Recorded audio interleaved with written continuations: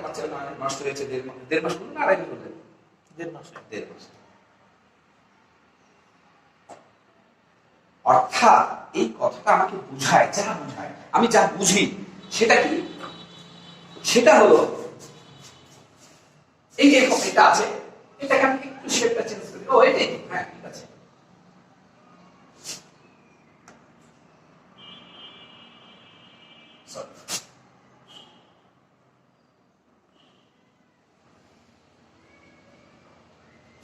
বোঝাই যাচ্ছে একটা ফল না? আম,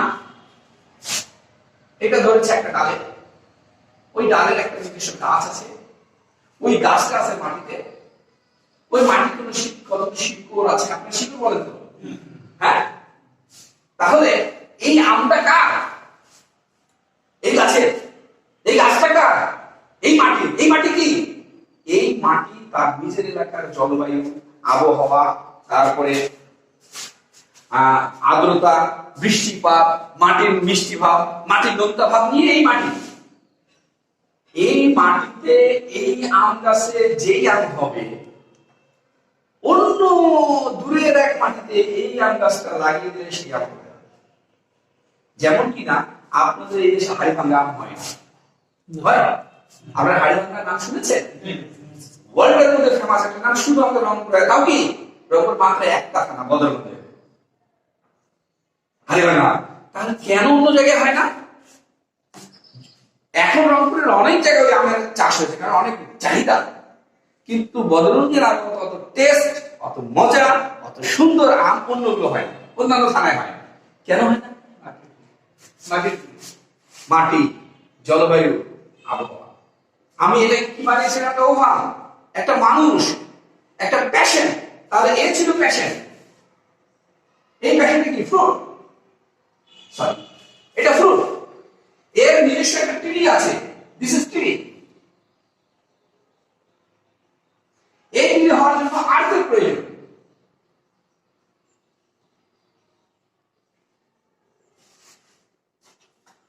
তাহলে আমি যদি মাটিটাকে না বুঝি, তাহলে কি গাছ বুঝতে পারবো? গাছ আমি তো ফল বুঝতে পারবো? আমাকে এই মাটি বুঝতে হবে, এই গাছ বুঝতে হবে, এই ফল বুঝতে হবে। এরপরে যদি ফলের ট্রিটমেন্ট দেই, তাহলেই এই ফলটা সুস্থ হবে। পার্মানেন্ট কিওর হবে, স্থায়ী কিওর হবে, তার ভিতরে সমস্ত রোগগুলো হবে। আমি জানি না, আপনারা হয়তো ভালো জানেন, আমি শুনেছি গল্প যে নারকেল গাছের নারকেলের পোকা হলে নাকি মাটিতে ওষুধ দিতে হবে। জানি না আপনাদের এলাকায় নারকেল, আপনারা ভালো জানেন, আমি জানি না কেন। পোকা তো ফলে, নারকেল আমি নারকেল স্প্রে করবো, সব জায়গায় ফুলে স্প্রে করবো, না না ম্যাক্সিমাম গাছ মাটিতে কেটে দেবো। This is the natural relativeness. এটা প্রাকৃতিক সম্পর্ক, প্রকৃতিতে আল্লাহ আমাকে সম্পর্ক তৈরি করে দিয়েছে। সো আমাকে আসতে হবে আর্টকে। আগেই বলিস গো ব্যাক, গো ব্যাক। এখান থেকে এইখানে আসতে হবে, এইখান থেকে এখানে আসতে হবে। তাহলে আমি যেমন বললাম, আমাকে একজন প্যাশন বলে যে আপনি কি গরম নাকি, ঠিক আপনার তো আপনার সামনে বসে আছে একজন মা, তার বলে একটা বাচ্চা, সেই বাচ্চাটা বয়স 7 দিন। এই 7 দিনে সেই বাচ্চাটা মাত্র 2 বার পায়খানা করেছে। এই বাচ্চাটাকে দেখে আপনি বলে দিতে পারবেন এই বাচ্চার মায়ের কি কি ডিজিজ আছে, এই বাচ্চার বাবার কি কি ডিজিজ আছে, এই বাচ্চার খালার কি কি ডিজিজ আছে, এই বাচ্চার দাদা দাদির কি কি ডিজিজ আছে, নানা নানির কি কি ডিজিজ আছে, এই বাচ্চার 14 পুরুষ আগে কি কি ডিজিজ ছিল। ওই 7 দিনের 7 ঘন্টার বাচ্চাটা দেখে আপনি বলে দিতে পারবেন। 7 ঘন্টার বাচ্চা কথা বলে না, কিন্তু সব প্রকাশ করে, অল এভরিথিং সে প্রকাশ করে দেয়। একটা বাচ্চা যেদিন 1 দিন বয়স, একটা বাচ্চা যেদিন 1 দিন বয়স, সেই দিন থেকে 12 বছর পর্যন্ত এই বাচ্চাটাকে একদম অক্তি natural. There is no artificial thing and thought to a baby, to a child who is 0 to 12 years old. কোন এর মধ্যে অকৃত্রিমতা থাকে না, কৃত্রিমতা থাকে না, সব অকৃত্রিম। আমার নিজের একটা বৈশিষ্ট্য আছে, আমি কিন্তু কিছু বিবাহ সাধন দিই, মানে প্রফেশনালি বিবাহ সাধনের জন্য চেষ্টা করি। আমি যদি কোনো ছেলের জন্য মেয়ে দেখতে চাই, অথবা কোনো মেয়ের জন্য ছেলে দেখতে চাই, ওই এলাকায় গিয়ে ঘুরে ঘুরে টিনেজার যাদের বয়স এখনো 18-20 বছর পার হয়নি, ওইরকম বাচ্চাদের কাছে জিজ্ঞাসা করি, বলো তো আব্দুল্লাহ কেমন, এক্স্যাক্টলি ওদের কাছে পাওয়া যায়। ওরা পেঁয়াজ গাছ কিছু বোঝে না, ওদের মধ্যে জিলাপি গাছ নাই, হাসান না হাসান অন্ধ অন্ধ রস ঢুকেন না ওদের মধ্যে, ওরা সাধারণ ভাষায় সব বলে দেয়। আমি বুঝে ফেলি এই বাচ্চাটাকে এখানে মেয়ে দেওয়া যাবে কিনা, এখানে ছেলে দেওয়া যাবে। ওই রকম ভাবে একদিন থেকে 12 বছরের যে বাচ্চাটা, এই সময়ের যে তথ্যগুলো, এটা ওষুধ সিলেকশনের জন্য সবচেয়ে বেস্ট টাইম। এই জন্য হ্যানিম্যান স্যার বলেছেন, সরি কেন স্যার বলেছেন, যদি সেই সময় অর্থাৎ ওই যে বাচ্চাটা জন্ম হলো ওই সময় তাকে প্রপার চিকিৎসা দেওয়া হতো, তাহলে আজকে এই বাচ্চাটা ক্যান্সার হতো, মানে এই বাচ্চাটা আজকে এই পর্যায়ে আসতো। যদি সেই সময় বাচ্চাটাকে, যদি সেই সময় early age, this is the philosophy. ওই সময়টা হচ্ছে ফিলোসফি। এখন ওই সময় বাচ্চা 7 দিন বয়স, আমি কিভাবে বুঝবো যে বড় বাচ্চার ক্যান্সার হবে? বাচ্চা 7 দিন বয়স, আমি কিভাবে বুঝবো বড় বাচ্চাটা পাগল হয়ে যাবে? বাচ্চা 7 দিন বয়স, আমি কিভাবে বুঝবো যে 50-60 বছরে এই বাচ্চাটার স্মৃতিশক্তি হারিয়ে যাবে? কিভাবে বুঝবো? হ্যাঁ, ওই বাচ্চাটা সেই জিনিস আপনি বলে দেয়, আমি ক্যান্সারের রোগী, আমি ফিস্টুলার রোগী, আমি ডায়াবেটিসের রোগী, আমি হামের রোগী, আমি পক্সের রোগী, আমি বসন্তের রোগী, আমি দুনিয়ার শ্রেষ্ঠ রোগগুলো নিয়ে এসেছি পৃথিবীতে। সে ওই সময় বলে দেয়। কিভাবে বলে? তার কান্নার দ্বারা, তার খাওয়ার স্টাইলের দ্বারা, তার কোলে চড়ার স্টাইলের দ্বারা, তার ঘুরে বেড়ানোর দ্বারা, তার খেলার দ্বারা, বন্ধুদের সাথে মেশা দ্বারা সে সব বুঝিয়ে দেয় আমাকে। বাট আমি ডাক্তারবাবু শুধু শিখেছি চোখ লাভ হলে বেরোনো। আমি শিখিনি বেলেডোরা বাচ্চার কান্নাটা কেমন হলে বেরোনো। এই কারণে স্যার আমাদের এই পদ্ধতি নাম দিয়েছেন আর কিছু না, জাস্ট যা আমরা করছি সেটাই। বাট পার্থক্য এটা, আমাদেরকে স্যার অর্গানাইজের দিকে নিয়ে আসছেন, আমাদেরকে স্যার কেন্দ্রের ফিলোসফির দিকে নিয়ে আসছেন, আমাদেরকে স্যার কেন্দ্রের ওই দর্শনের দিকে নিয়ে আসছেন, আমাদেরকে স্যার প্রকৃত জিনিসটা শিখিয়ে দিচ্ছেন। এবং স্যার গবেষণা করে হাজার হাজার রোগীর উপরে অ্যাপ্লাই করে আমাদের জন্য থিওরি কালেকশন করছে, করে করে আমাদের দিয়ে দিচ্ছে। এটা হচ্ছে স্যারের অক্লান্ত পরিশ্রমে সোনার দামে তুলা। তো আমি যেটা বলছিলাম, ভাইটাল ফোর্স এই অসুস্থ হয়, এই ভাইটাল ফোর্স অসুস্থ হয় কিভাবে? এই ভাইটাল ফোর্স হলো আম হইলো গাছ হলো। তাহলে আমাদের এই চিকিৎসা ব্যবস্থা, রিয়াল হোমিওপ্যাথি চিকিৎসা ব্যবস্থার একটা মূল থিওরি আছে, আমি বুঝে দিল।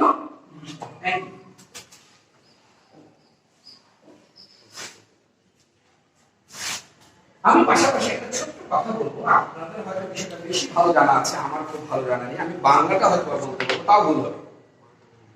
কারণ কালামে পাকের মধ্যে এক জায়গায় আছে, যে সংকীর্ণতা থেকে বের হতে পারলো সে কামিয়াব। যদি কারো ভালো পুরোটা জানা থেকে একটু বলে ভালো হয়। যে সংকীর্ণতা থেকে বের হতে পারলো, সংকীর্ণতা থেকে বের হতে পারলো সে কামিয়াব। সংকীর্ণতা থেকে, হ্যাঁ, কালামে পাকে এটা একটা আয়াত আছে, যে সংকীর্ণতা থেকে বের হতে পারলো সে কামিয়াব। মানে কি? যে উদার মনা হলো, যে অন্যকে বিলিয়ে দিতে পছন্দ করে সে কামিয়াব।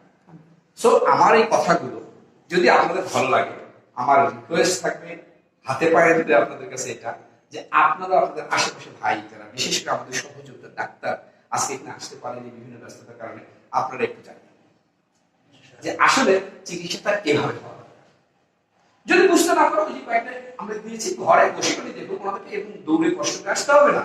ঘরে বসে উনি ইউটিউবে দেখতে পারবে, ফেসবুকে দেখতে পারবে, বিভিন্ন যে পদ্ধতিগুলো আছে সব দেখতে পারবে। অনেক ভিডিও আছে, আমারই কয়েকশো ভিডিও আপলোড করা আছে। অনেক এখন তো পারি না, আমার কেন জন্য ওই যে ফেসবুকে কোনো ভিডিও আপলোড দিচ্ছেন আজকে কিছুদিন, তার কারণে দিতে পারছি না। তো উনি আবার বুদ্ধি করে কি, আমি যেখানে লেকচার দিই কোনো জানা থাকলে উনি বাস ফোন লাগাতে 1.5 ঘন্টা দেখতে উনি ফোনে লাইভ থাকে, আমার সমস্ত কথা। কত টাকা যে খরচ করে এই লোকটা, প্রচুর টাকা খরচ।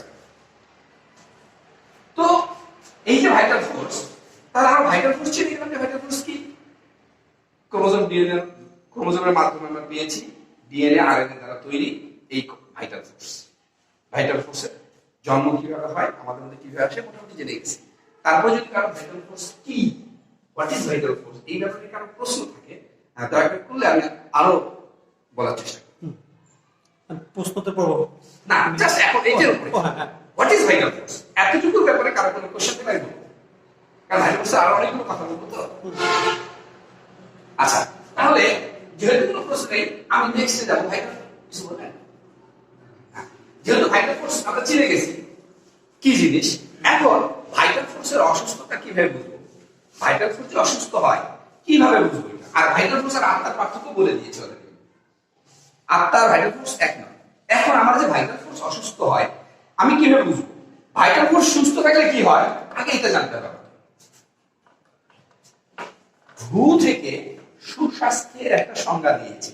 হু হু বলেছে কে সুস্থ? সুস্থ কে? উইথ মানে উইথ মানে অ্যাপারেন্টলি হেলথি। হুইচ অ্যাপারেন্টলি মানে which healthy. Which healthy? Who বলেছে যে যে ব্যক্তি শারীরিক, মানসিক, সামাজিক, শারীরিক, মানসিক, সামাজিক এবং পারিবারিকভাবে সুস্থ। ভাই আপনি বাতাস না না না সবাই কষ্ট পাচ্ছে আপনি না, আমি এটা মেনে নিচ্ছি সবার সাথে আমি একদম। ওনারা আমার ভাই, আমি ওনাদের ভাই। ওনারা যে অবস্থায় আছে আমি ওই অবস্থায় থাকবো। আল্লাহ আপনাকে এটা দেখায় দেন।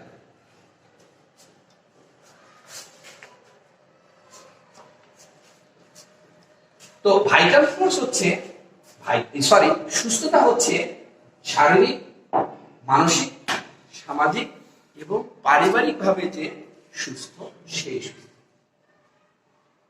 একজন লোকের শরীরে কোনো রোগ নেই, কখনো তাকে ওষুধ খেতে হয় না, খুব ভালো একটা জব করে, গভর্নমেন্ট জব, অনেক সম্পত্তি করে ফেলেছে। এই জব করে সাধারণত এত সম্পত্তি হয় না, কিন্তু ওনার জবে বাড়তি কামাই আছে, এই জন্য হয়ে গেছে। উনি বাড়তি কামাই করেন, অর্থাৎ ঘুষ খান। তাহলে এই যে ঘুষ খান এই সামাজিক স্বীকৃত। উনি সবাইকে বলেন যে আমি ঘুষ খাই, তাহলে যেহেতু সমাজ এটা মেনে নেয়নি, এটা অসুস্থ। এটা অসুস্থ। এই অসুস্থতা রোগটা ভাইটাল ফোর্সে হয়েছে। একটা মেয়ে রাস্তা দিয়ে যাচ্ছে, একটা ছেলে তাকে কিস করছে, সেও অসুস্থ। বাবা সম্পত্তি ভাগ করে দিচ্ছে, ছেলেদেরকে মেয়েদের চেয়ে বেশি দিয়ে দিচ্ছে, যার মেয়ে ছেলেরা পেত তার চেয়ে বেশি দিচ্ছে। বাবা সম্পত্তি ভাগ করে দিয়েছে 5 ছেলে মেয়ে, কিন্তু এক ছেলেকে চুপ করে আরো কিছু লিখে দিয়েছে। তার ভাইটাল ফোর্স অসুস্থ, যদিও তার শরীরে কোনো অসুস্থতা নেই, সে মারাত্মক রোগের রোগী। এই বাবাটা তার বয়সের শেষ প্রান্তে এসে মেমোরি লস হয়ে যাবে, পাগল হয়ে যাবে। যদি ভাইটাল ফোর্স সুস্থ থাকতো উনি এটা করতেন না, উনি সব ছেলে মেয়ে যা যা ক্ষমতাই দিয়ে দিতেন। অথবা বলতেন বাবা যে কয়দিন আমি আছি থাক, আমি মারা গেলে দেশ এবং শরীয়তের যে আইন আছে ভাগ করে দিব, আমি তো সম্পত্তি নিয়ে কমে যাবো না। এটা হলো সুস্থ ভাইটাল ফোর্সের বহিঃপ্রকাশ। অসুস্থ ভাইটাল ফোর্স কি করবে? ছেলেদের মধ্যে কাউকে হয়তো কম দিবে, কাউকে বেশি দিবে। এটা দেখে আমি বুঝবো যে এই ভাইটাল ফোর্স অসুস্থ। ঘুষ খাচ্ছে অসুস্থ, চুরি করতেছে অসুস্থ, অন্যের সম্পদের হিংসা হচ্ছে, অন্যের কামাই দেখে হিংসা হচ্ছে, অন্যের ডাক্তারি দেখে হিংসা হচ্ছে। আরে বাহ, সাড়ে চেপে এত রোগী, স্যার তো তার মানে সে অসুস্থ। এইটা হচ্ছে ভাইটাল ফোর্সের বহিঃপ্রকাশ, অসুস্থতা। আমি যখন কোনো মানুষের এই অবস্থা দেখবো বুঝবো যে সে অসুস্থ। যেখানে আল্লাহ বলতেছে যে সংকীর্ণতা থেকে বেরোলো সে কামিয়াব, আমি হিংসায় করতেছি। আচ্ছা, আপনার মধ্যে হিংসুক মানুষ দেখেছেন আপনাদের জীবনে? আচ্ছা দেখেন তো, ভেবে হিংসা করতে করতে একটা ধ্বংস হয়ে গেছে না, তার হাজারো রোগ দেখা দিচ্ছে। তাহলে হিংসাটাও লোভটাও লোভ, তাহলে স্বার্থপরতা এটাও লোভ, জিনা করা এটাও লোভ, চুরি করা এটাও লোভ, টিস করা এটাও লোভ। শুধু কি তাই? সিগারেট খাচ্ছেন এটাও, এটাও লোভ। দিস ইজ অলসো লোভ। বলে কি আমার বাবা মার কোনো রোগ ছিল না, কিচ্ছু ছিল না, আবার বাবা মা কোনো নেশা করেনি, কিচ্ছু করেনি, কিন্তু খুঁজে পাওয়া গেল তার বাবা শীত প্রধান দেশে গেল প্রচুর চা খেতে। দিস ইজ অলসো একটা বিশেষ জিনিসের প্রতি বিশেষভাবে আকর্ষিত হওয়া, এটা ভাইটাল ফোর্সের অসুস্থতা।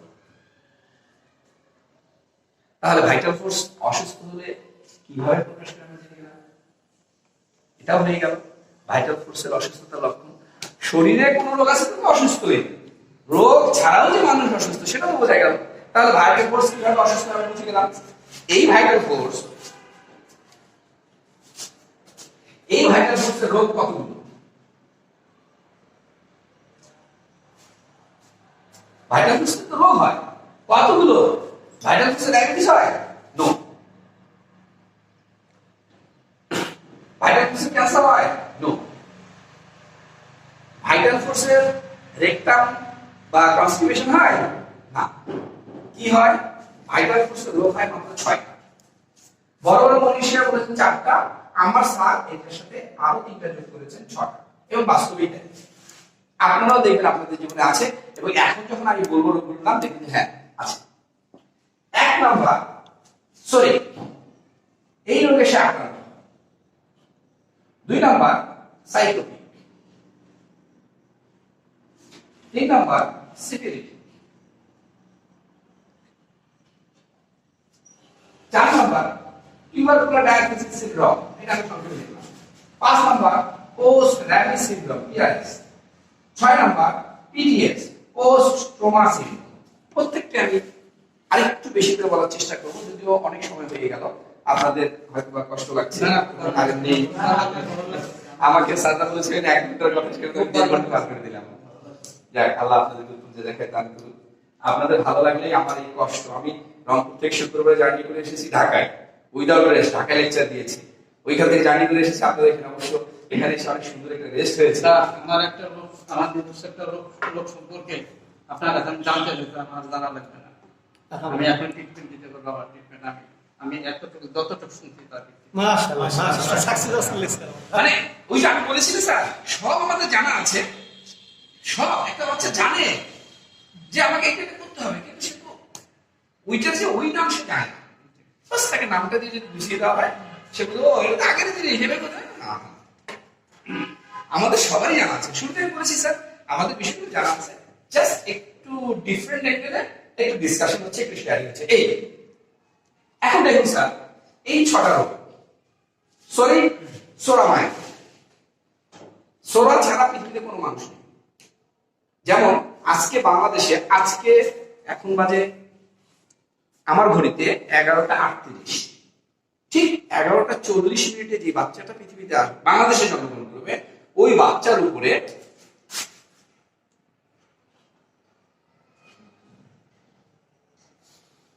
$780 US লোন থাকবে। বাংলাদেশের লোনের পরিমাণটা এইরকম, যেই বাচ্চাটা আজকে জন্মগ্রহণ করবে সে $780 আমেরিকান ডলার লোন নিয়ে মাঠে জন্মগ্রহণ করবে। বাচ্চা দুনিয়ায় দেখুন তার লোন আসে থেকে।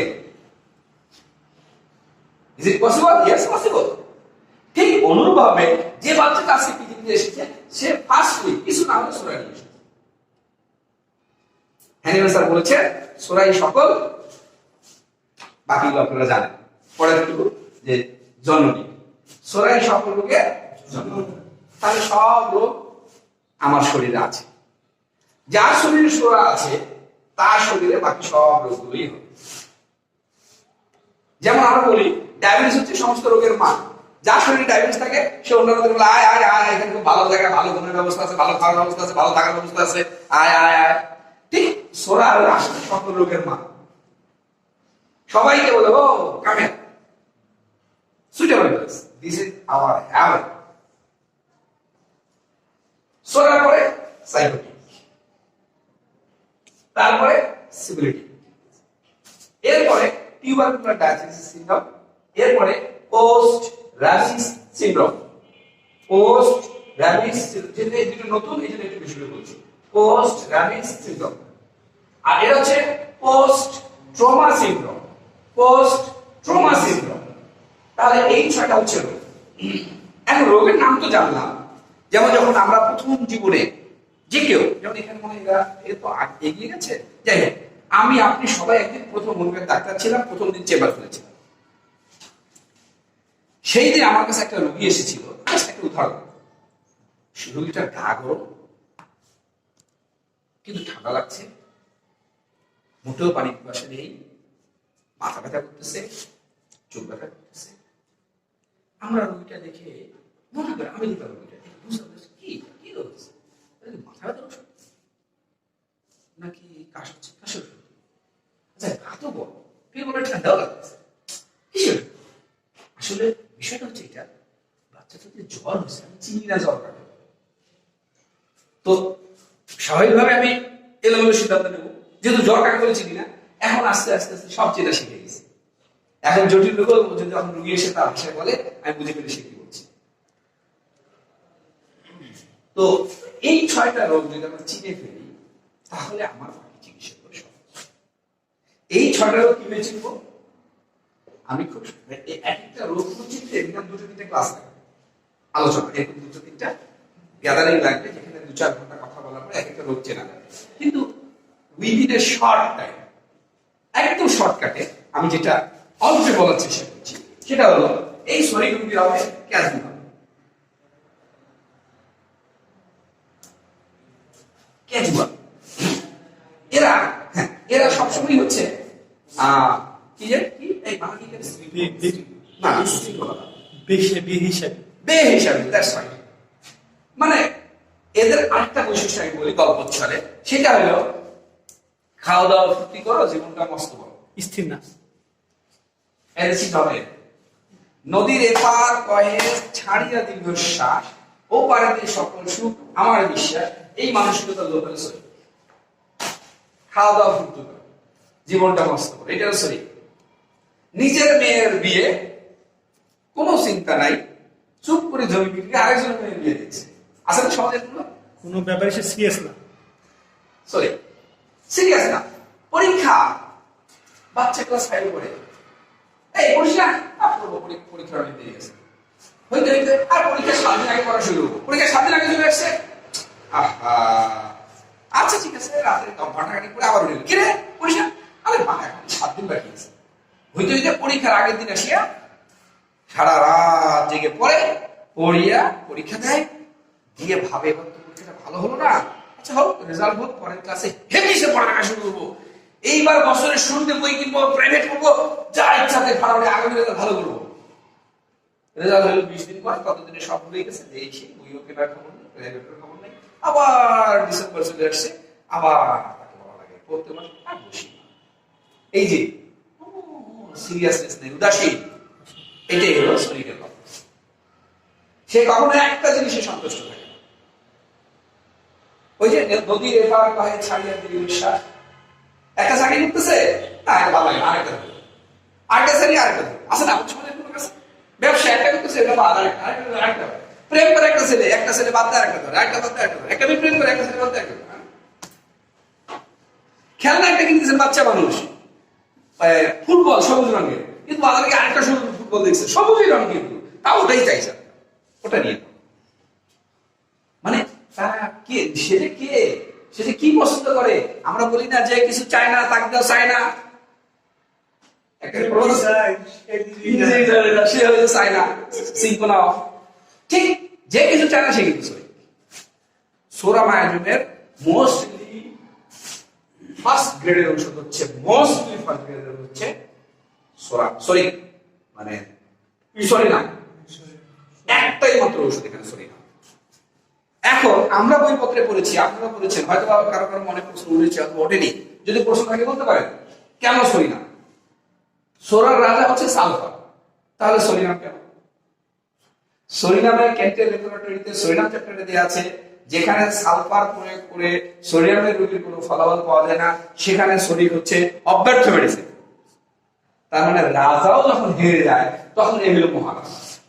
তো সালফার হলো রাজা, সরিনাম হলো মহারাজা। এই জন্য আমরা সরিনাম খুব সহজ, একটা মেডিসিন দিয়ে সরিনামের সকল ধরনের কমপ্লেইন দূর হয়ে যায়, একটা মেডিসিন। তাহলে আমি রোগটাও জানলাম, রোগের লক্ষণগুলো জানলাম সংক্ষেপে, রোগের ওষুধটাও জেনে গেলাম। 2 নম্বরে আছে আমাদের সাইকোটিক। কিভাবে বুঝবো যে এ সাইকোটিক? কিভাবে বুঝবো এই সাইকোটিক? সাইকোটিকের ছোট ছোট মানে বড় বড় কয়েকটা লক্ষণ ছোট ছোট করে বলে দিচ্ছি। আচ্ছা কাইন্ডলি স্যার আপনি একটু লিখে রাখুন, আমি আপনার কথা বলতে, তবে লিখে রাখুন, আমি ভুলে যাব, লিখে রাখুন, আপনিও ভুলে যাবেন। আমি একটা সময় কিছুটা থাকবো আপনাদের সাথে, যখন আপনারা যে কোনো প্রশ্ন করতে পারবেন। সেটা হলো সাইকোটিক। সাইকোটিককে খুব সহজে চেনার জন্য আমরা কিছু লোক আমাদের পরিবারে দেখি, ঘরে শয়তান বাইরে ফেরেশতা, ঘরে শয়তানের মতো আচরণ, বাইরে ফেরেশতা, ছোট বাচ্চা। মা বলতেছে, কিরে তুই শুয়ে আছিস কেন? হ্যাঁ, আমার শুধু পছন্দ হয় না। এই কি শুধু কি হয়েছে? আরে শুয়ে কেন? বাইরে আবার বন্ধুরা এটা বিশ্বাসই করতে চায় না, সে তোমার মার সাথে, না আন্টি ও তো অনেক ভালো ছেলে। এই যে বাইরে, বাড়িতে শয়তান, সরি বাড়িতে শয়তান বাইরে ফেরেশতা, এটা একটা লক্ষণ। মানে এটা দিয়ে আমরা সব মিলাবো, এটা একটা মাদ্দা কথা, জিস্ট, এটা দিয়ে বাকিগুলো মিলাবো। আরেকটা কি, সে ফ্যামিলি ওরিয়েন্টেড, তার সকল চিন্তা ভাবনা চেতনা সৃজনশীলতা মননশীলতা তার পরিবারকে, তার পরিবারকে। তাকে যদি বলি আচ্ছা আপনি যে 1 কোটি টাকা কি করবেন, কি করবো, আমার ভাইদের পড়ালেখা ব্যাংকে জমিয়ে রাখবো, ভাইদের পড়ালেখা। সে ফ্যামিলি ওরিয়েন্টেড, এক কথায় সাইকোটিক হবে ফ্যামিলি ওরিয়েন্টেড। সাইকোটিকের আরেকটা বৈশিষ্ট্য আছে, সাইকোটিক যদি রাগী হয় সে ঘরেও রাগ করে বাইরেও রাগ করে। একজন ঘরে রাগ করে কিন্তু বাইরে রাগ করে না, আরেক ধরনের রোগী আছে ঘরেও রাগ করে বাইরেও রাগ করে। দেখবেন কিছু ছেলে পেলে 2 বন্ধুদের মারামারি রাখছে, এ ওকে একটা ঘুষি মারছে, ও তো মারতে পারে নাই, আর দেখো তারপরে দেখো তোর বাড়ি ঢুকে দিল, বাড়ি ঢুকে গেছে, ভয় আর বেড়ে ঢুকে গেছে, দৌড়ে মায়ের কাছে আসছে, আসে মাকে বলছে ও আমাকে মারবে কেন, তুমি চলো আমার সাথে, ওকে মারতে গেছে। এই যে একটা, এটা সাইকোটিকের একটা টেন্ডেন্সি। তার মানে এ সাইকোটিক ডিজিজের রোগী। এখানে আমরা 2টা মেডিসিন ব্যবহার করব,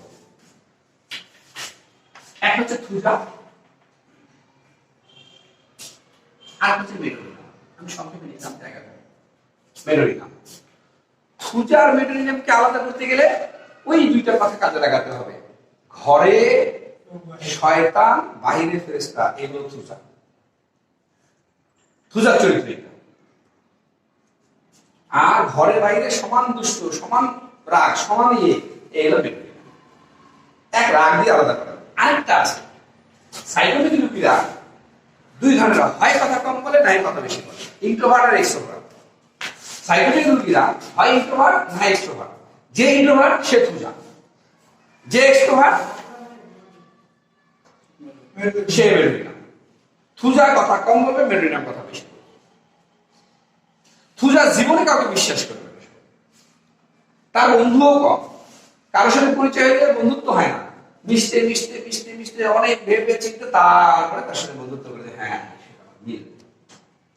ছেলে মেয়ে বিয়ে হয়েছে, বউ আর স্বামীকে বিশ্বাস করে না, স্বামী সব কথা খালি মায়ের কথা শুনে, খালি বাবার কথা শুনে, খালি ভাই বোনের কথা শুনে, শ্বশুর শাশুড়ি আস্তে আস্তে আস্তে আস্তে যখন তার ফেক চলে আসে তখন আর মা বাবাকে চেনে, তখন শ্বশুর শাশুড়ি স্বামী এগুলো নিয়ে সে সহজে কাউকে আপন করে না, আপন করলে কাউকে ছাড়ে। থুজার আরেকটা বৈশিষ্ট্য হলো, থুজা পেটের ভিতরে কথা রাখতে পারে, বোম মারলেও কথা বেরোবে না। যে কোনো ছোটখাটো গোপন কথা বলবে ওর কাছে অনায়াসে হেফাজত হবে, একদম মানে সিন্ধুকের ভিতরে, ব্যাংকের সেফ সেল। কিন্তু মেডোরিনাম যত গুরুত্বপূর্ণ কথা বলেন প্রকাশ করে, ও কথা পেটে রাখতে পারে। সো এটা হলো থুজা আর মেডোরিনাম। যদি 2টা মেডিসিন আমাকে আলাদা করতে হবে। সিভিলিটি, সিভিলিটিকে খুব সহজে চেনার উপায়, সে নিজের পছন্দের জিনিস কারোর সাথে শেয়ার করবে না। সহজ কথা আমরা বলি সেলফ সেন্টার্ড এন্ড সেলফিশ। সে আত্মকেন্দ্রিক এবং স্বার্থপর এবং ডিস্ট্রাকটিভ, এরও রাগ আছে। মেডোরিনার যে রাগ আছে, এরও রাগ আছে। এ রাগ করলে পায় আত্মহত্যা, মরে যাবে, বাজারে যায়, বিস্কুট নিয়ে আসে, নিয়ে বাসায় আসতে আজকে খাবো,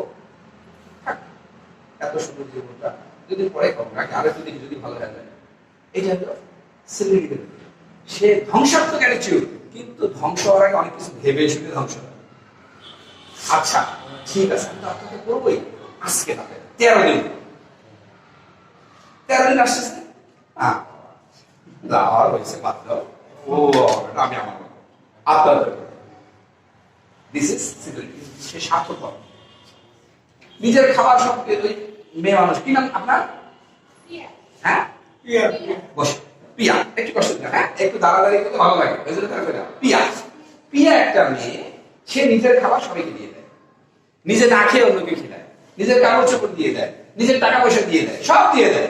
কিন্তু পিয়ার মধ্যে একটা সিভিলিটি বৈশিষ্ট্য আছে কি, ও ওর কানের জন্য দুটো কিনলে কাউকে দিবে না, ফেস পাউডার কাউকে দিবে না, মাথার চিরুনি কাউকে দিবে না, মাথার ব্যান্ড কাউকে দিবে না, মাথার ক্লিপ কাউকে দিবে না, সবকিছু দিয়ে দেয়। এটা একটা রোগ। আবার দেয় না পছন্দের জিনিসটা, এটাও একটা রোগ। তার মানে সে সেলিব্রিটি। ছোট বাচ্চাকে কেমনি বুঝবেন? বাচ্চাকে, ছোট বাচ্চা 1 বছর 1.5 বছর বয়স, বাচ্চার বাবা আসছে, ওই সময় বাচ্চার একটা কাজে দৌড়ে আসে, ও ছোট, বাবা একে করে নিছে, ছোট বাচ্চা কান্না শুরু করেছে।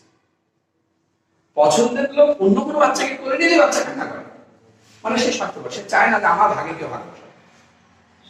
বাচ্চার সাথে বাচ্চার মামার খুব খাতির, বাবার অত খাতির না, নানার অত খাতির না, মামার অত কারো খাতির না, কিন্তু মামার খুব কেন খুঁজে দেখা গেছে ওই মামাটা ওকে সুন্দর সুন্দর গল্প শোনায়, ওকে বেড়াতে নিয়ে যায়, ও যেটা পছন্দ করে সেটা করে, ওকে বাজারে গিয়ে চকলেট কিনতে, এই জন্য মামার সাথে খাতে। মামা যদি এটা বন্ধ করে তারপরে মামার সাথে খাতে। This is shellfish. তার ওষুধ হলো সিভিলিনা। এই ব্যক্তিটার ওষুধ হলো সিভিলিনা। এটা আমি সংক্ষেপে লিখলাম, সিভিলিনা। এরপরে টিউবারকুলার ডায়াগনোসিস। আমরা সবাই জানি টিউবারকুলার কি, কিন্তু ছোট বাচ্চাকে আমি কিভাবে বুঝবো টিউবারকুলার? কিভাবে বুঝবো? একটা বাচ্চা যে কোনো অসুখ হোক না কেন, তাকে নিয়ে বাইরে বেড়াতে গেলেই সে সুস্থ। ছোট বাচ্চা কাঁদছে, কোলে নিবেন, কান্না শেষ। একটা ছোট বাচ্চা কাঁদছে, কোলে নিবেন, কান্না থামায় না। কি করতে হয়? ওকে নিয়ে আস্তে আস্তে দোল দিতে হয়। জোরে দোল দিবেন, কাঁদবে, আস্তে দোল দিবেন, কাঁদবে। আরেকটা বাচ্চা কোলে নিলেও কান্না থামে না, দোল দিতে হয়, আস্তে দোল দিবেন, থামে না, জোরে দোল দিতে হয়। আরেকটা বাচ্চা কোলে নিবেন, কান্না থামবে না, দোল দিবেন, কান্না থামবে না, ওকে বাড়ির বাইরে নিয়ে এসে কান্না থামাবে। আরেকটা বাচ্চা তাও কান্না থামবে না, ওকে বাইরে নিয়ে বেরোতে হবে। প্রত্যেকটা বাচ্চাই আলাদা। এই যে আপনি কোলে নিলেন, কান্না থেমে গেল, এখানে কেউ নেই। আরেকটা বাচ্চা কোলে নিলেন, আচ্ছা আরেকটু আমি একটু অন্যভাবে আসি। কোলে নিলে কান্না থেমে যায়, এই বাচ্চার জন্য ওষুধ হচ্ছে কেমন? কোলে নিয়ে আস্তে আস্তে দোল দিলে কান্না থামে, এটা পজিটিভ।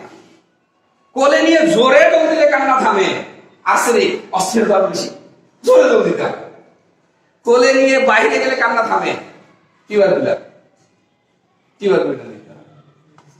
কোলে বাচ্চাটাকে কোলে নিলে, তার কোলে নিয়ে ঘুরে বেড়ালে তার সমস্ত কিছুর উপশম, যে কোনো কষ্ট তার দূর হয়ে যায়। যেই বাচ্চাকে কোলে নিলে তার সমস্ত কান্না কষ্ট দূর হয়ে যায়, সেটা হচ্ছে টিডিএস। এর যক্ষা হবে, ক্যান্সার হবে, টিবি হবে। কোলে নিয়ে ঘুরে বেড়ালে কান্না থেমে যায়। এই বাচ্চাকে আর কি কিনে চিনবেন? এই বাচ্চার বৈশিষ্ট্য হবে, পৃথিবীর আকাশ হচ্ছে আমার ছাদ, মাটি আমার বিছানা, পৃথিবীর সমস্ত মহিলারা আমার মা, সমস্ত পুরুষরা আমার বাবা, ভাই বোন। সে অন্যের জন্য সব মিলে দিয়ে তৃপ্তি পায়। উদার, মারাত্মক রকমের উদার। কোলে নিয়ে ঘোরাঘুরি করলে কিছুক্ষণ পর এটা কোন ওষুধ দেন? কোলে নিয়ে ঘুরে বেড়ালে টিউবারকুলিনাম, ব্যাসিলাম আর ড্রোসা। কিন্তু আপনি যেই বাচ্চাটাকে কোলে নিয়ে এদিক ওদিক গেলেই কান্না থামে, সে এই 3টে ওষুধে সুস্থ হয়ে যায়। এই 3টে ওষুধে আবার আলাদা করার ব্যবস্থা আছে। তো এখানে শুধু যদি ড্রোসা লিখে রাখেন, এ হচ্ছে মহারাজা। ওখানে যেমন সরিনাম মহারাজা, এখানে টিডিএস এর মহারাজা হলো ড্রোসা। শুধু ড্রোসা দিয়েই সে সুস্থ হবে, হয়তো একটু পরের কম বেশি করতে হবে। শুধু ড্রোসা দিয়ে সে সুস্থ হবে। এখানে ড্রোসা।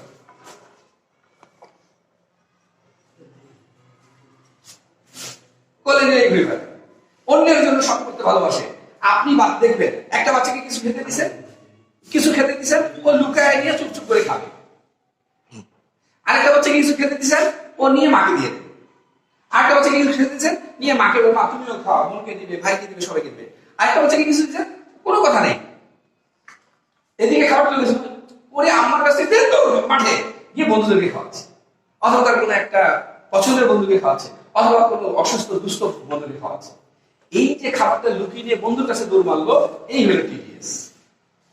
ভবিষ্যৎ জীবনে ও নিয়ে আসে মানে ক্যান্সার, টিবি, বিশাল বিশাল রোগগুলো নিয়ে আসে টিডিএস। এরপরে পিআরএস হচ্ছে, পিআরএস ওষুধটার নাম বললে আপনাদেরকে আমার জন্য আলোচনাটা করে শোনাতে সুবিধা হবে। আমি আগে পিআরএস ওষুধের নামটা বলছি। হ্যাঁ, পিআরএস এর ওষুধের নাম হচ্ছে আইব্রোভোবিনাম। হাইড্রোফোবিনা ও বি না জি post rabies syndrome rabies virus কুকুরের জীবাণু থেকে তৈরি ডোসল মেডিসিন আপনি কুকুর এই মেডিসিনের উৎস হচ্ছে কুকুর কুকুরের বৈশিষ্ট্য কি দিনে ঘুমায় রাতে জেগে থাকে দেখবেন কতগুলো বাচ্চা সারা রাত জেগে থাকে দিনে ঘুমায় কুকুর দেখবেন এক ধরনের কুকুর আছে আপনি যত কিছু বলেন তার কান ধরে টানেন তার ঘাড় ধরে টানেন তার লাথি মারেন সে আপনাকে কিচ্ছু বলবে না আরেক ধরনের কুকুর আছে কুকুর ওইখানে আপনি এদিকে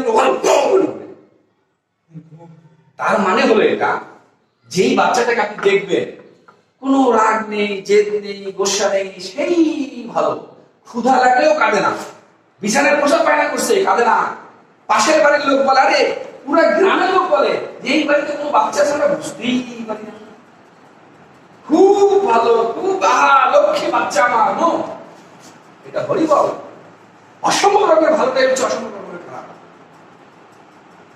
মাইনাসের কাছে কি হয় শুধু একটা ম্যাক্সিম ক্লাস হয় কখনো হরিবল মারাত্মক বাচ্চা এটা আসছে আজকে দেখছি ভালো ভালো ভালো ভালো 20 বছর বয়সে একটা হঠাৎ তার এমন একটা রোগ দেখা গেল লক্ষ টাকা কোটি টাকা দিয়ে তার সুস্থ হচ্ছে বিছানায় পোশাক পায়না করে বাচ্চা মাকে কষ্ট দেয় না সেটাই আছে আবার দেখেন একটা বাচ্চা এই হরিবল বাচ্চাটা হরিবল পিয়ারের বোঝার এক নম্বর ইন্ডিকেটর হচ্ছে এক্সট্রিম হরিবল মারাত্মক রকমের এক্সট্রিম হবে সবকিছুতে ভালো এক্সট্রিম ভালো চরম পর্যায়ের ভালো খারাপ চরম পর্যায়ের খারাপ এটা হচ্ছে পিয়ার বর্তমান বিশ্বে শতকরা 99.99% পিয়ার ছিল একটা বিলেতি থাকবে এটা বলতে পারবো কেন আমরা ছিলাম একসময় আমাদের যদি ওই যে ক্রোমোজোম হয় আমাদের ক্রোমোজোমের লোকগুলো একসময় ছিল আদিম মানুষ গুহায় বসবাস করত বাঘ ভাল্লুক হিংস্র প্রাণী বিষাক্ত প্রাণীর সাথে যুদ্ধ করে বেঁচেছিল তারা কত কামড় দিয়েছে কত বিষ তাদের শরীরে আছে সেগুলো কি আমাদের কাছে আসেনি ক্রোমোজোমের মাধ্যমে এই জন্য 99.99% লোক হচ্ছে পিয়ার আসুন না সে যে কোনো রোগী আপনার কাছে এই বাচ্চারা এই হাইড্রোফোবিনের বাচ্চারা জন্মের আগে থেকে তারা মাকে জ্বালাবে অথবা প্রচন্ড রকমের শান্তিতে রাখবে বাচ্চা পেটে আসছে বাচ্চা হয়ে গেছে মা কিচ্ছু দেখে এত ভালো বাচ্চা যেদিন পেটে আসছে সেদিনই পেট ব্যথা খেতে পারে না ইনজেকশন স্যালাইন স্বামী গন্ধ লাগে বাড়ি গন্ধ লাগে বাচ্চা গন্ধ লাগে সব গন্ধ বমি বমি বমি বমি সে বলে দিচ্ছে I am coming soon I am so dangerous বাচ্চা জন্ম নিয়েছে জন্ম নিয়েই তাকে মা ক্লিনিকে বাচ্চাকে ক্যাশ সিস্টেমে রাখা হয়েছে বাচ্চাকে এনআইসিতে রাখা হয়েছে বাচ্চা জন্ম নিয়েছে ওজন কম জন্ম নিয়েছে প্রচুর ওজন জন্ম নিয়েছে দাঁত আছে জন্ম হয়তো চুল থাকে মাথায় কিন্তু এর চুলটা বড় বড় কালো কালো ঘন মাথা বড় জন্ম নিয়ে মাথা টিমার জন্ম নিয়ে চোখ নেই জন্ম নিয়ে কান নেই জন্মগত যে কোনো ত্রুটি নিয়ে যে বাচ্চাটা জন্ম করে আগে জন্মের পর ঘন ঘন ওষুধ খায় হাইড্রোফোবিনা জন্মের পর খালি হাসপাতালে যায় মানে হাসপাতালে ওর বাড়ি ডাক্তার ও বাপ মা ঔষধ ও বাইর হাইড্রোফোবিনা এই হাইড্রোফোবিনা রাগ কেমন জানেন আমি আমার একটা ছাত্র এবং ছাত্রী বিয়ে দিয়েছিলাম কেমন হাইড্রোফোবিনা দেখেন আমার ছাত্র এবং ছাত্রী আমার মাদ্রাসায় পড়তো তারা এক সময় শুনলাম এই ছেলে মেয়ে দুটা অনেকগুলো করে ট্যাবলেট খেয়ে এখন মেডিকেলে ভর্তি গেলাম দেখতে ছাত্রটা কাঁদতেছে স্যার আমি ওকে ছাড়া বাঁচতে চাই না পাশেই আরেকটা ওয়ার্ডের মেয়ে ওকে গেলাম বলছে স্যার আপনি আমাকে কিছু ট্যাবলেট আনি দেন না ওকে বাবা তোমরা সুস্থ হও আমি তোমাদের আব্বা আম্মাকে বলে ব্যবস্থা করতেছি আম্মা কি করে আব্বা আম্মাকে বুঝাইলাম রাজি হয়ে গেল বিয়ে দিয়ে 6 থেকে বছর খানিক পরে হবে মেয়েটা গলায় ধরে নিল কি রে না আমি এই বাড়িতে থাকবো এখানে সংসার ছেলেটা আবার নিজের বাড়ি ছেড়ে চলে গেল আমি ওর সাথে সংসার করবো কি হলো দুজনে এখন আত্মহত্যা করতে রেডি, ওর সাথে সংসার করবো। পাওয়ার জন্য যেমন মারাত্মক, হারানোর জন্য মারাত্মক, মারাত্মকই ঝাইতে পারবে না। বাবা চেম্বারে যাবে, বাবা দোকানে যাবে, বাবা অফিসে যাবে, বাবার কাপড় চোপড় জুতা ফুটা সব ঢুকে রাখিস। এমন মায়ের সাথে তার ফ্রি, মা বাথরুমে গেলে বাচ্চা গিয়ে দরজার কাছে গিয়ে দরজা খোলা রাখি বাইরে, বাচ্চা মানে না, এক সেকেন্ডের জন্য মাকে চোখের আড়াল করবে না। এটা অসম্ভব রকমের কোনো কিছু সব হাইড্রোজেন। আর হাইড্রোজেনের ওষুধ পিআরএস, পিআরএস হচ্ছে হাইড্রোজেন। এরপর হচ্ছে পিটিএস।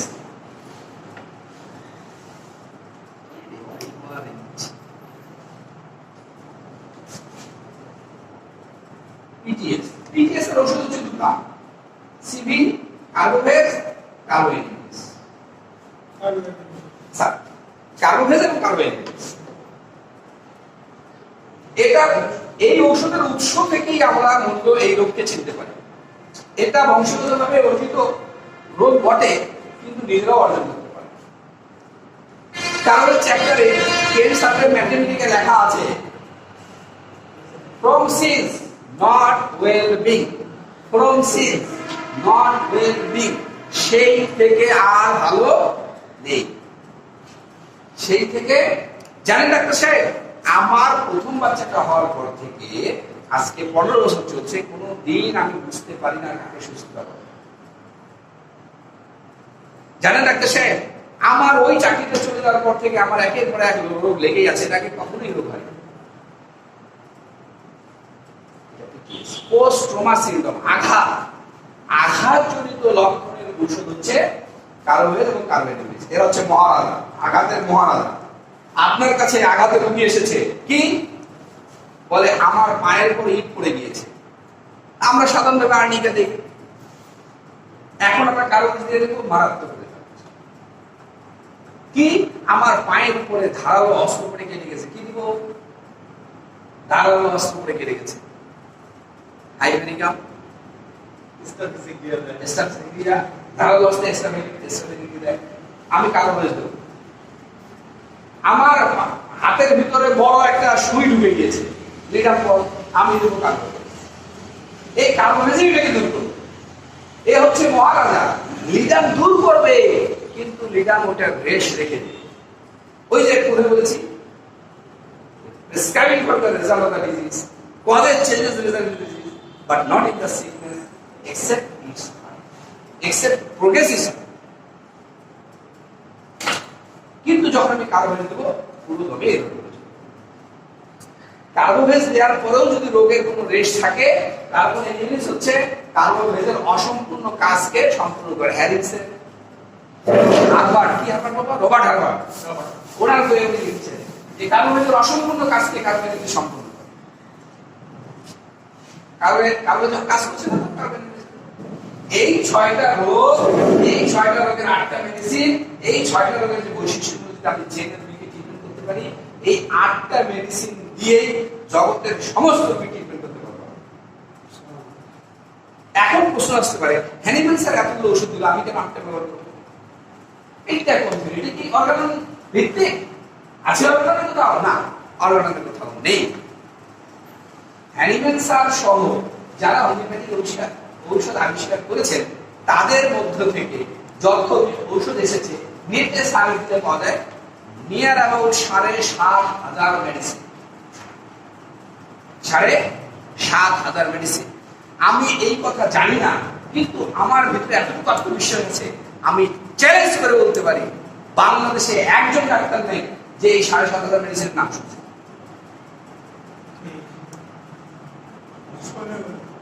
শোনা তো দূরের কথা, বর্তমানে 3 থেকে 3,500 ওষুধ পাওয়া যায় বাজারে, আর বাকিগুলো পাওয়া যায় না।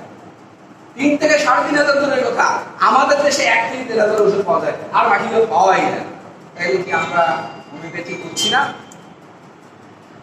যদিও হ্যানিম্যান ওষুধ কমালে হ্যানিম্যানকে মানা না হয়, তাহলে আমরা কেউই হোমিওপ্যাথি। যারা 3,000 দিয়ে করে সে হোমিওপ্যাথি নয়, যে 5,000 দিয়ে করে সে হোমিওপ্যাথি নয়। আর ওই যে জার্মানি কোম্পানির নাম কি, উইলমার শোয়ে হোমিওপ্যাথি কোম্পানি না। কারণ তারা কোনো ওষুধ মেডিসিন প্রডিউস করে না, করে স্যার নাম মেডিসিন তারা করে না, তাহলে ওরা হোমিওপ্যাথি কোম্পানি না, যেহেতু হেডি না স্যার।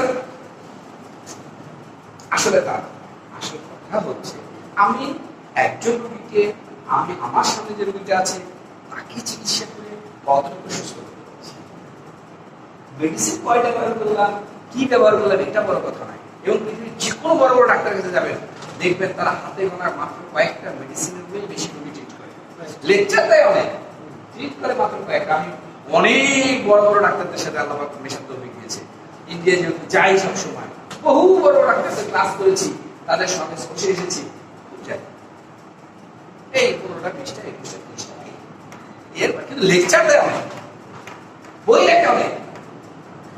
আপনি বের করেন খুব প্রচলিত বাংলাদেশের যে মেডিকেল বই, সেটা হলো আবুল এনসি ঘোষের কম্পারেটিভ মেডিকেল। ওখানকার 50% মেডিসিন আপনি বাজারে পাবেন, হয়তো আমি শুনিনি, আমার ব্যবহারই হয় না। সো এই 8টা মেডিসিন দিয়ে জেনেটিক রোগগুলো ডিজিজ করা যায়। প্রশ্ন আসতে পারে কেন এই 8টা, অন্য 8টা নয়? স্বাভাবিক সেই প্রশ্ন উত্তর। যেমন আমি শরীরের ক্ষেত্রে বলেছি, শরীরের রাজা হচ্ছে সালফার, কিন্তু সালফার আমরা নিয়েছি সরিনাম, কারণ এ হলো মহান। সাইকোটিক মেডিসিনের রাজাই হচ্ছে ফ্লুজামেরোলিনা। আপনি যে কোনো বই ঘাটেন, সাইকোটিকের সর্বোচ্চ ঔষধ হচ্ছে ফ্লুজামেরোলিনা, সিবিএটিকের সর্বোচ্চ ঔষধ হচ্ছে সিবিএটিক। আপনি ঘাটের বই পড়ালেখা করেন, পেয়ে যাবেন। পিওর ডায়াগনোসিসের সর্বোচ্চ মেডিসিন 3টা, ব্রোসরা, পিউবারকুলিনাম আর ব্রোসরা, পিউবারকুলিনাম, ব্যাসিলিনাম। এই 3টা রাজা। আপনি এই 3টা দিয়ে চিকিৎসা করতে পারেন, কোনো সমস্যা নেই। আপনি একটা দিয়েও করতে পারেন, কারণ আপনি যখন ব্রোসরা করবেন তখন দেখবেন লেখা আছে টিউবারকুলার ডায়াগনোসিসের যে কোনো ঔষধের কাজ অসম্পূর্ণ থেকে গেলে সেটাকে সম্পূর্ণ করে ব্রোসরা। যদি সেই করে তাহলে ব্রোসরা, টিউবারকুলিনাম আর ব্যাসিলিনাম। টিউবারকুলিনাম টিসি লিখেছি, টিউবারকুলিনাম, ব্যাসিলিনাম। এখন যদি আপনি এই 3টে মেডিসিন দেন, টিএস এর যে রোগী আসুক, এই 3টে মেডিসিন খাওয়া দাওয়া করার জন্য শুধু তার ছোটবেলায় পায়খানার লক্ষণটা দেখেন। ছোটবেলার পায়খানা, একটা রোগী 90 বছর বয়স, 60 বছর বয়স, 40 বছর বয়স, 30 বছর বয়স, কিন্তু তার 1 দিন থেকে 12 বছর বয়স পর্যন্ত, স্পেশালি 2 মাস বয়স পর্যন্ত তার পায়খানার লক্ষণটা দেখেন। বলে যে 2 মাস বয়স পর্যন্ত তার পায়খানা স্বাভাবিক ছিল। চিকিৎসা জগতে স্বাভাবিক বলতে কোনো শব্দ নেই, এই শব্দটা চিকিৎসা জগতে ডিকশনারিতে দেখছি। তারপরে যদি কেউ বলে না পায়খানা ঠিকই করতো, কোনো সমস্যা হয়নি কখনো, তাহলে ব্যাসিলিনাম। তাহলে ব্যাসিলিনাম। পায়খানা স্বাভাবিক, ব্যাসিলিনাম। পায়খানা করতো ঠিকই, কিন্তু যখন বাচ্চাটার বয়স 1 দিন 2 দিন 5 দিন 7 দিন, তখন পায়খানা করতো এই দিনে 1 বার 2 বার। কারণ একটা ছোট বাচ্চা পায়খানা করবে 5 থেকে 7 থেকে 10 বার, সেটা করতে 1 বার 2 বার, তারপরে কনস্টিপেশন। ছোটকালে পানির বোতল ব্যবহার করতে হয়েছে, একটা মারাত্মক ইন্ডিকেশন। কি বলবেন? ছোটকালে প্রায় পায়খানা লুজ, 10 বার থেকে 15 বার 20 বার পায়খানা হতো, ডায়রিয়া হতো, ব্রোসরা। তবে এই এত বুঝতে না গিয়ে কি করবেন, আপনি এটা ব্রোসরা দিলেই চলবে, কোনো সময় দিতে আর লাগবে না।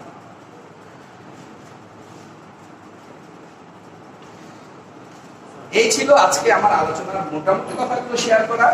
তবে আপনাদের কাছে আমার একটা ইয়ে থাকবে, 10 মিনিট সময়। আপনাদের যদি কারো কিছু ইচ্ছা করুন, হচ্ছে কনস্টিপেশন, পায়খানা দিনে 1 বার 2 বার করতে বাচ্চা, অথবা পায়খানাতে পানির মোটা ব্যবহার করতে হয়েছে, পায়খানার জন্য বারবার ওষুধ খাওয়াতে হয়েছে, মানে শক্ত পায়খানার জন্য, নরম পায়খানার জন্য বারবার ওষুধ খাওয়াতে হয়েছে, ব্রোসরা। আচ্ছা, এখন যদি আপনাদের এই গোব্যাক, রিয়াল হোমিওপ্যাথি বা আমার লেকচারের উপরে কোনো প্রশ্ন থাকে, আপনারা প্রশ্ন করবেন। আমি একটু বসে কথা বলি আপনাদের সাথে। এই যে স্যার হচ্ছে বসে।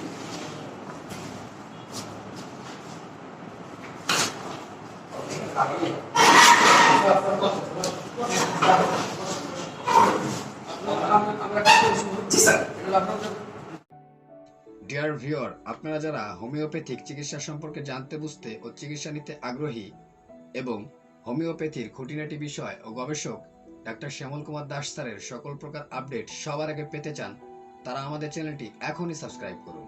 চ্যানেলটি সাবস্ক্রাইব করে পাশে থাকা বেল আইকনটি এখনই বাজিয়ে দিবেন। আর হ্যাঁ, আমাদের আজকের ভিডিওটি কেমন লাগলো তা জানাতে অবশ্যই কমেন্ট বক্সে কমেন্ট করবেন। ভালো লাগলে একটা লাইক করবেন এবং আপনার বন্ধুদের সাথে শেয়ার করবেন। আজ বিদায় নিচ্ছি, ভালো থাকবেন, সুস্থ থাকবেন।